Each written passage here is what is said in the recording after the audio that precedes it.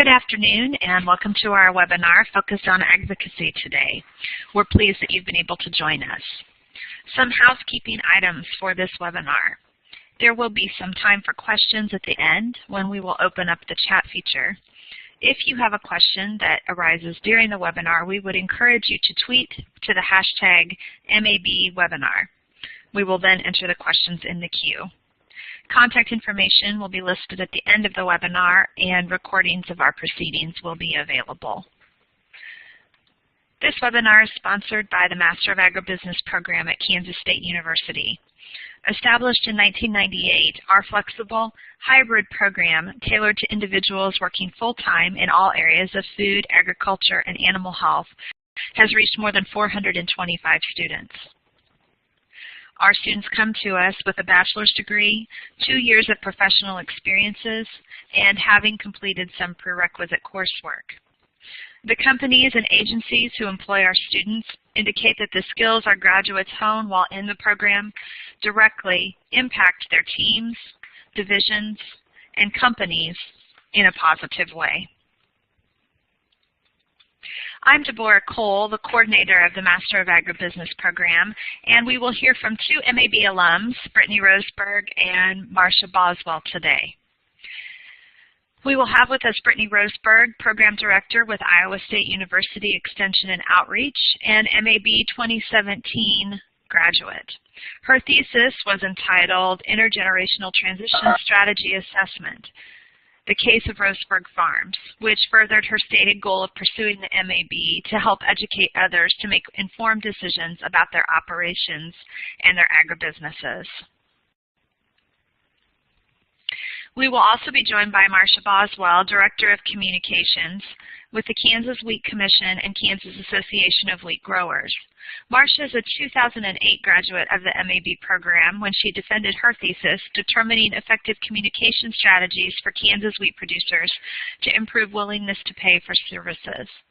Marcia also serves as conference co-chair for Women Managing the Farm and secretary for the Kansas Farm Food Connection. This webinar arose out of an increased interest in the MAB program by individuals working in areas of agriculture that we would classify as advocating. I think this can be traced to a general rise in awareness about the importance of telling our story in food, agriculture, and animal health. There's been a lot of publicity about this in the last few years, largely arising from the fact that the majority of our employees and our citizens in our country do not work in agriculture. The standard definition right now in our field of an advocate is a person who's committed to creating positive perceptions of agriculture through a variety of tactics, intentionally creating positive perceptions about agriculture. And I think the push has been for individuals across the sector to go ahead and take a stand and be advocates in a variety of different ways. But we're cognizant of the fact that there are a number of formal roles professionally that individuals can be engaged in to advocate. We see students coming to the MAB program right now from K-12 education, post-secondary education, a variety of legislative offices, a series of lobbying groups, trade associations, state government agencies like our Departments of Agriculture and Natural Resources, local governments, community elected positions such as city commission, mayoral individuals, and then government service organizations, for instance, the USDA, FDA, USAID, those types of organizations. One of the hallmarks of the MAB program and our strengths is the fact that you go through the program with a cohort of other students, and the informal conversations and networking that take place during the program provide a lot of opportunities to visit and to converse about what's going on in your role and responsibilities. I've made a pointed effort of visiting with a number of our different students who are involved professionally in advocating over the last 6 months, just to kind of understand what their perceptions are of the skills and abilities that they need every day to do their job, and what pieces they feel are most important. And here's some of the feedback that we've received. Understanding the audience you're trying to reach is critical. Getting the culture of the groups you're working with helps a lot. People may feel good about what you're saying, but you have to be able to tie it into their lives directly. How is this going to impact their bottom line? Which means you have to know a little bit about that yourself. And knowing what truly impacts the business you're working with is key as far as advocating effectively. One of the premier advocating organizations in the U.S. is the DRWA, and they've come out with a list of really important skills for advocates of all kinds, which I think can be applied directly to our ag sector. Of these are the ones that struck me the most. Objectivity being important, knowledge and judgment of your area, and the ability to make good judgments as you're advocating and helping people understand. Assertiveness, which obviously comes from confidence in your knowledge base and your experience base, and then also ethics and respect for others. In reflecting over those conversations with our students and our alumni over the past few months, we have a few areas, 3 really, that we feel like the MAB has done an outstanding job of building advocates across the sectors. The first would be giving a thorough understanding of micro and macroeconomics impacting the food, ag, and animal health supply chain. And this speaks directly back to number 2 on that important skills list, the ability to speak well about your knowledge and your judgment in that area. And also number 3, your ability to be assertive with what you know to be true based on the training that you've received. We know that our students walk out of our program with a good broad understanding of those across the sector, not just their own area of service, but all across our supply chains. Another area that we've heard we are doing an excellent job in building advocates is understanding business principles and gaining the tools to analyze the current situation and future opportunities. We wouldn't be advocating if it wasn't important, and we wouldn't be doing it if it weren't part of a good communication strategy for our agribusinesses, and I think that is true no matter where you serve. Understanding the business principles that help the day-to-day operation move and what situations may be presented and how to maximize those opportunities is a key part to making sure that we're advocating well. And finally, this one I think is one of the most important, networking across all areas of industry to build capacity. Our students in the MAB program come from all across the food sector, the animal sector, animal health sector, and production. You can see we have folks all over in different areas, and then all over the world as well. And that part of expanding your perspective and your network allows you to understand why the very important decision that someone is making on an input on their crop, or the conversation about GMOs, how that's going to impact someone in a different area of the field, in a different area of the globe even. So that networking that's provided through our program and the access to our alumni board is critical to building good advocates.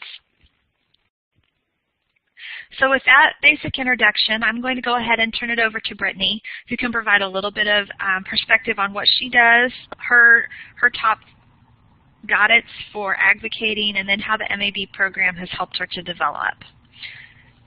Thank you, Deborah. And Deborah's actually covered a few things that I had jotted down.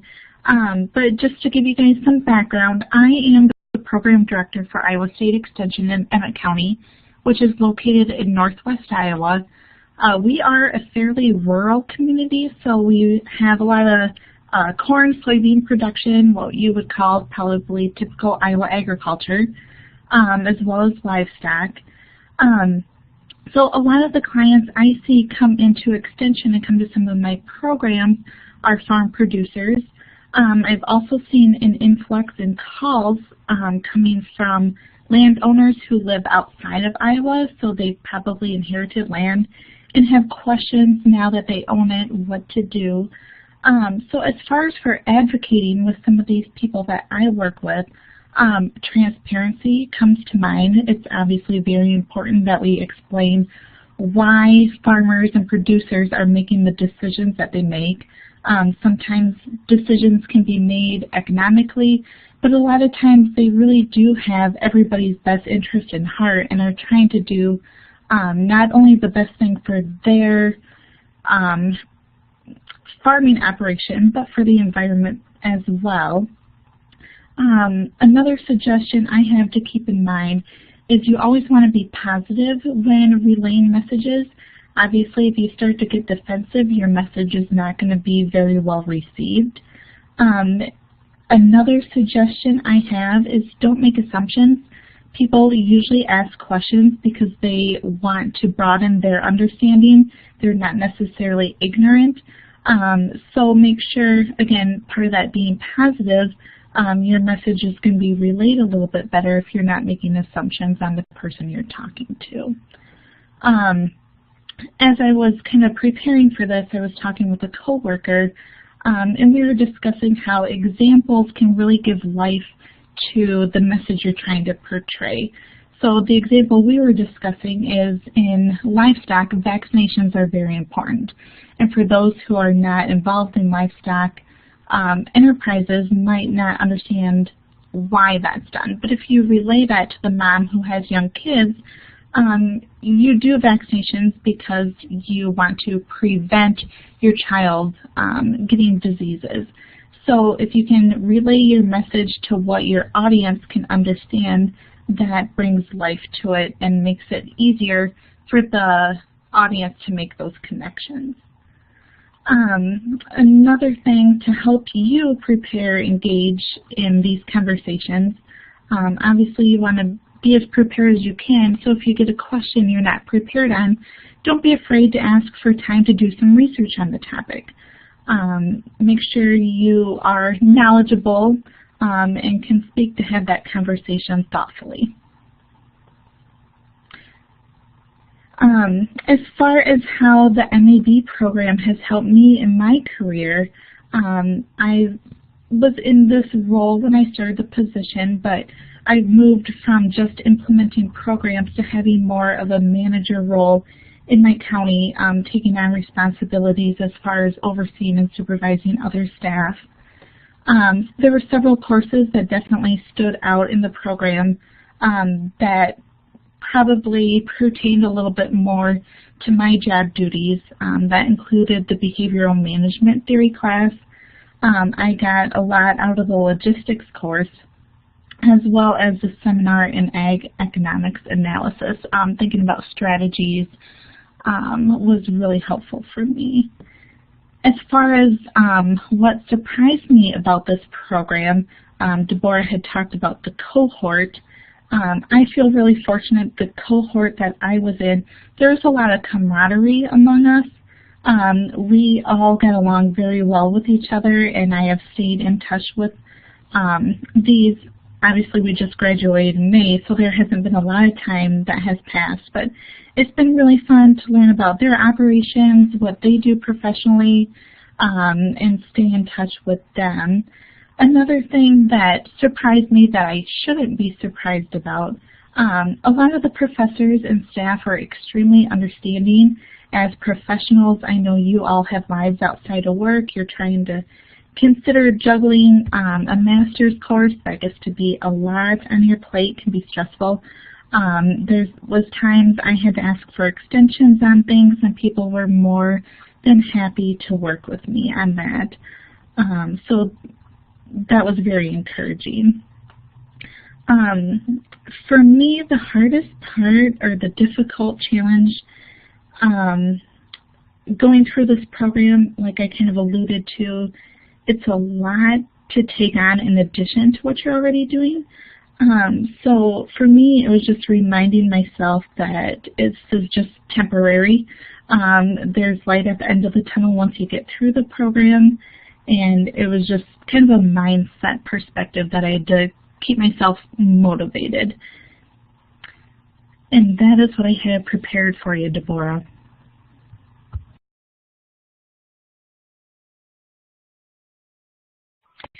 Great. Marcia.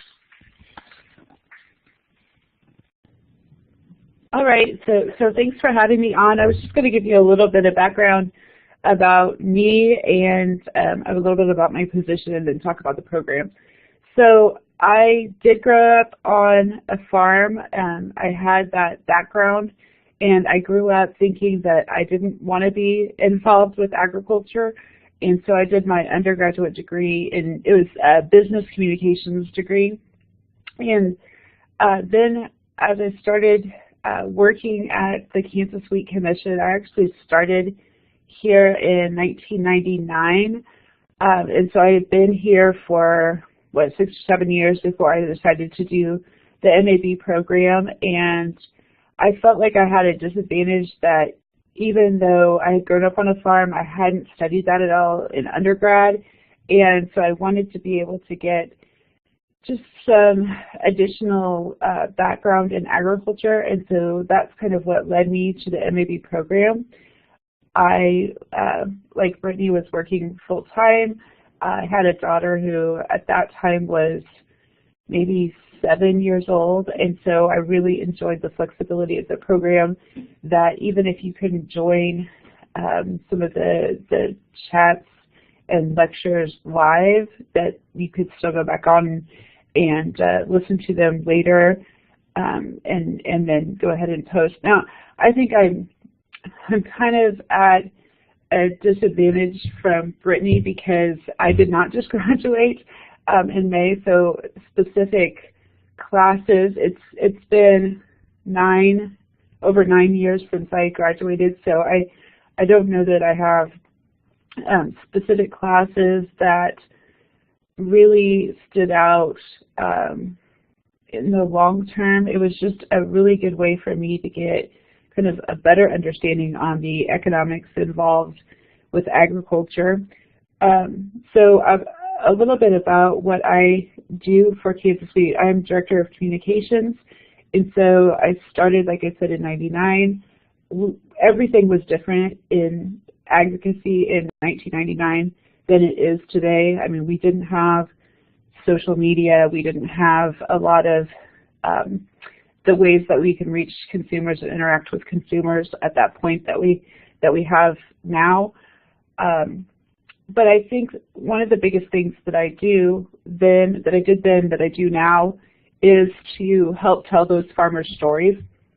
And so by having a background and being able to understand and communicate with them, and then be able to better tell their story, I definitely think the program really helps me with that. Some of the neat things that we've been doing lately, the last couple of years during wheat harvest, we actually go out and ride in the combine with a wheat farmer, and we spend a couple weeks out and about doing this. We ask them questions that consumers, want to know about, and we're able to do that on Facebook Live and get feedback directly from consumers on some of the questions that they want to ask farmers. It's like they're actually riding in a combine with the farmer. And so I think that the background in the program has just allowed me to be able to ask better questions and do a better interview that makes that a little bit more interactive for those people that are listening along. As far as advocacy and the changes that we've seen in the industry, I spend a lot of time going through the research that the Center for Food Integrity puts out. They do an updated research every year, but what that tells us is that we as farmers have to be transparent. We have to be able and willing to tell our story. It's not something that we've always been good about doing, and farmers themselves will be the first ones to tell you that say, I just want to farm. I don't want to be out there necessarily talking to consumers. It's not that they have anything to hide, but consumers kind of see that as, if you're not being transparent, then you must be hiding something. And so we have done, as farmers, poor job of telling our story, because we are out there doing the work and we know that what we're doing is the right thing and that we're making the right choices. But right now, transparency is essential, and so those are the things that I keep in consideration when I'm trying to tell their story. I mean, we know from that research, we know that shared values are 3 to 5 times more important to the consumers than facts. So we can spew out all the facts we want about, you know, anything to do with farming or agriculture, but that's not where we're really reaching the consumer. And I mean, obviously, the place that we reach the consumer the most is through food. That's where agriculture and consumers meet. And so if we can, we're actually working on a project right now where we are coming up with some quick and easy recipes to get them interested in hearing more from us. So if we can promote recipes on social media and get them to come to us for information and have those conversations with farmers in that realm that they're already connected in, that is our, I guess, goal with that project, because we can put out all the stories and all the news that we want about how farmers are so great, but what gets consumers to care or to want to read those stories is connecting on that level of food. So I guess those are kind of what I'm looking at as far as advocating right now. Some of the other, I guess, questions on things that we're supposed to talk about is, how has your career advanced or changed upon completion of the program? And I mentioned that I started here in '99. I graduated in 2008. I actually left in 2008 and went and did some communications for a university for a few years, and I came back in 2014. And so not only has my knowledge level increased so much from doing the program and getting other experiences, but just the industry itself has changed so much that I feel like I would have been left behind had I not done the program. It just really gave me an advantage, I guess, moving forward as the industry moves forward. Another thing that I did in the program, I don't know if this is still an option, but I was anxious to get going, and the program actually starts in January. And so I did a summer course, which was the international course. I did that the summer before I started the program, just because I was ready to get in there and get started. And I actually don't recommend that. I don't know if that's still an option or not, but I think once you start in January, you start with your other classmates and you really get to know them during your on-campus week, and then you can work on group projects so much more easily after you've had some time to get to know those people, and maybe spend all day in class and then had dinner with them and go out for drinks in the evening or whatever it is. You just really get to know them on a personal level about their families and their jobs and that kind of thing. So I think that is really a huge benefit to the program, because there is going to be collaborative work. You're going to have to work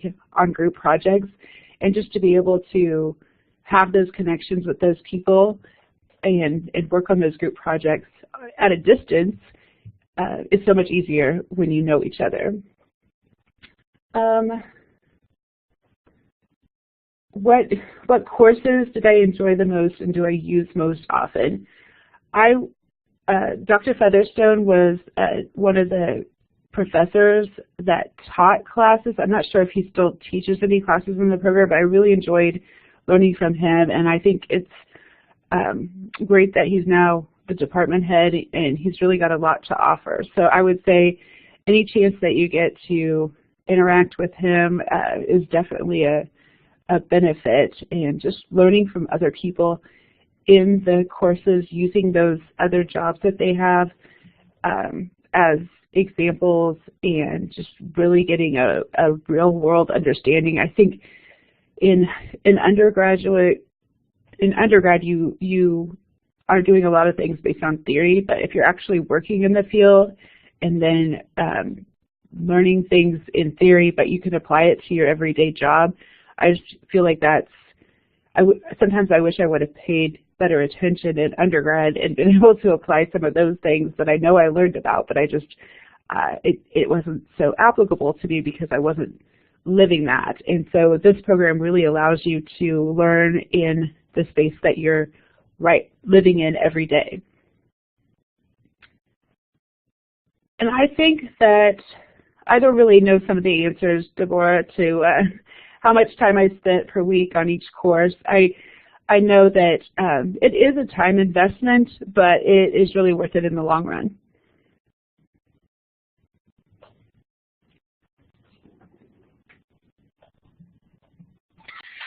Thank you, Brittany and Marcia.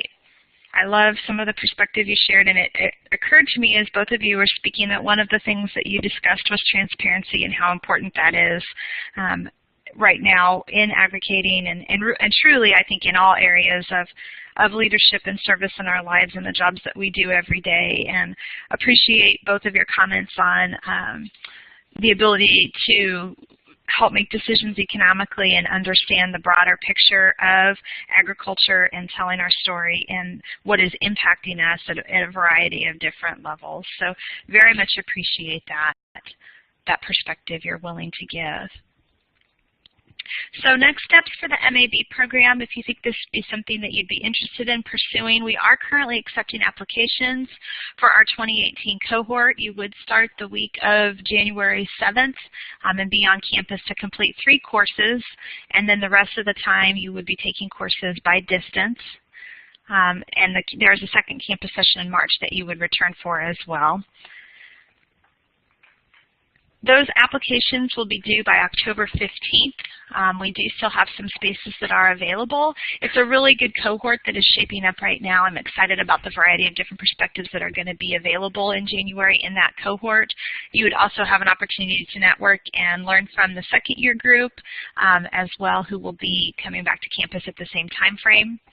Additionally, we do have a cohort that starts in August every year that is focused entirely on the animal health sector. We do see quite a few of our students from education and government coming to that cohort as well. I think it fits better with the workflow for both of those groups of students. But the deadline for those applications are June 1st. And our tuition remains the same. It's a flat $30,000 for all 2.5 years of the program. That does include 12 courses, all of your distance education software, the work on your thesis, and your textbooks, and then all of the course materials that you take forward with you. In addition to that, we do have quite a few job postings that we put out and open opportunities that come across with over 425 students that have gone through the program at this point, all of them located somewhere different in industry. People are hiring all of the time, and we do pretty regularly see job descriptions come across our desks. If you'd be interested in receiving some of those as they come out, please feel free to just send me an email, and I'll be happy to add you to our job listing board. We also try to post those on LinkedIn as they come through, and in most cases they're referrals by current MAB alumni or students, so you kind of understand who you're going to be doing business with, and in other cases they're coming from organizations that have sent students through our program in the past and understand the quality of skill set they're going to be obtaining in an employee who's done the MAB program. Additionally, we do have a professional development opportunity coming up. It is October 19th and 20th at the K-State Olathe campus, and the title for that event is Leading Through Change. Our speakers throughout the 2-day session include Bruce Tulgan, who's a nationally recognized speaker, talking about generational leadership and the generational shift that our companies and organizations can be anticipating. We have individuals covering cyber risk and leading through changes there, a policy outlook. We'll have a legal outlook and update for folks in food, ag, and animal health. And then some other side breakout sessions with specific topical features there. Additionally, we do offer some short courses and training programs throughout the year. If you're interested in more information about those, I'd be happy to visit with you about those as well. For more information about our program and also to grab a recording of this lecture later, our address is www.mab.ksu.edu, and the MAB webmail is listed there, and then my phone number too. I would like to open it up for questions for just a few minutes if anybody has questions regarding any of the material that was shared or advocating.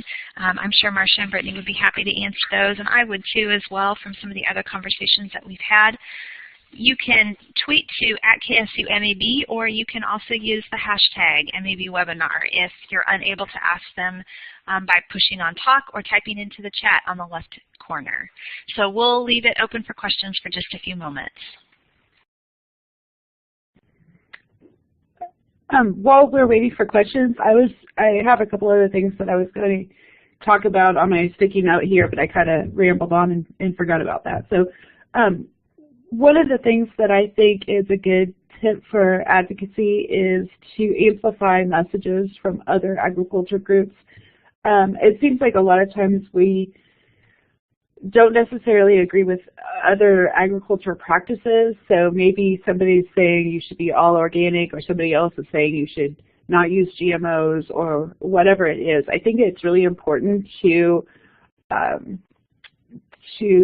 not show bickering amongst smaller groups within agriculture, and don't put down other types of farming practices, and instead say, you know, this is one way that farmers operate, here's another way, and just share those messages, and don't show a united front to consumers. Don't show consumers or tell them, you know, one way is necessarily better than another way. It's just another option, and it's another way that food is produced.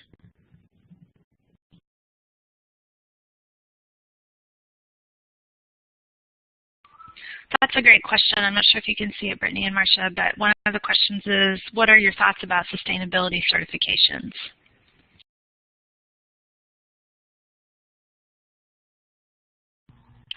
This is Brittany. I'm going to ask for a little more clarification. If somebody could explain a little bit more about what you mean by sustainability certifications, please.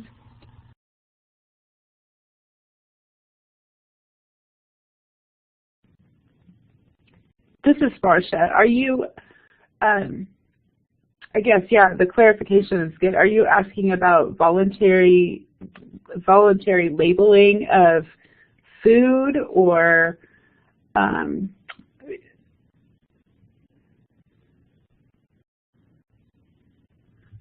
it's defined very broadly. That is true.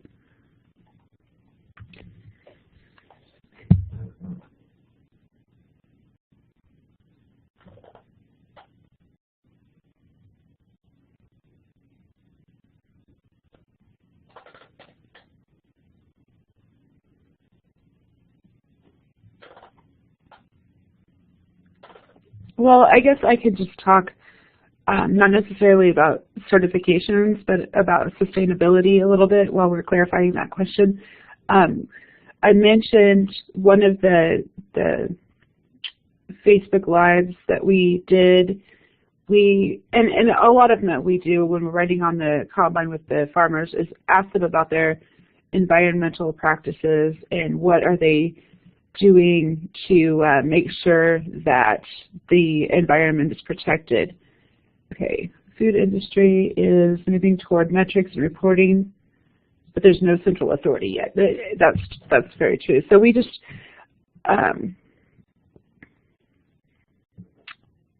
try to ask farmers to tell what they're doing and to share different practices.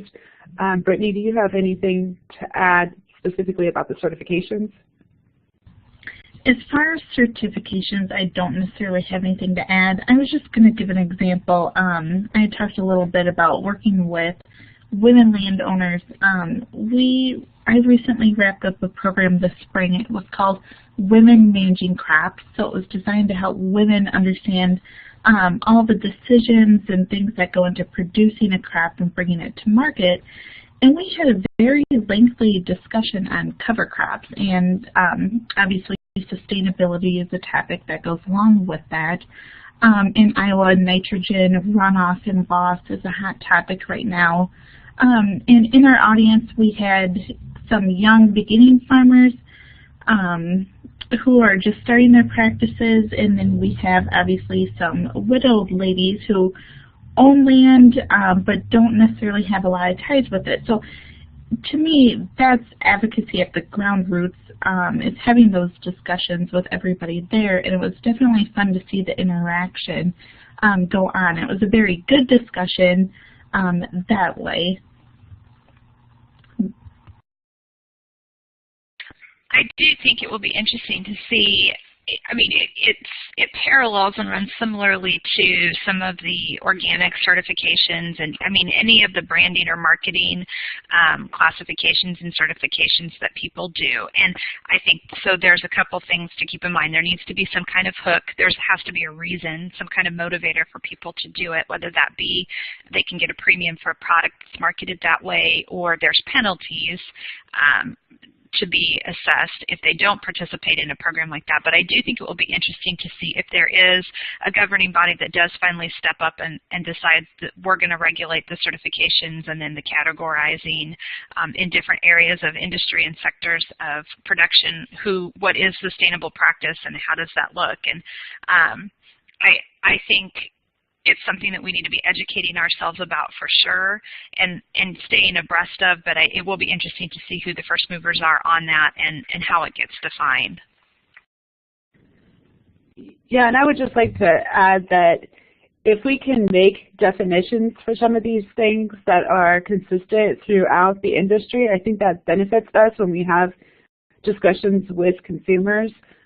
Natural is an example that really has no definition. And of course, somebody would rather eat something that's natural than not natural, but you can put that on your product without really having a standard. So I think the same thing for sustainability. If there's certain standards, I don't know how those will be written. I don't know who will be in charge of that. But just to have it be consistent from one product to another will be beneficial as we have discussions with consumers.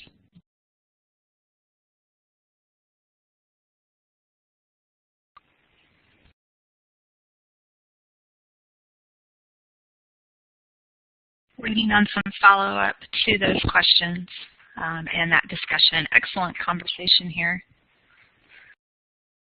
I would also throw out there, I think it would be interesting, and I haven't done a lot of searching to find, but it would be interesting to kind of track the development of some of the current labeling that we have in place, and what were the time frames for each of those pieces, and what was the impetus for the different labeling organizations to step into that fray. And then looking at, from an economic perspective, since we are an agribusiness program, looking at the impacts of early adoption and late adoption, depending on who you are and what sector you are in, for some of the current labeling that's out there.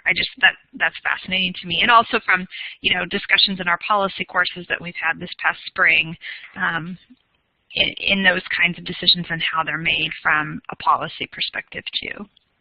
Other questions?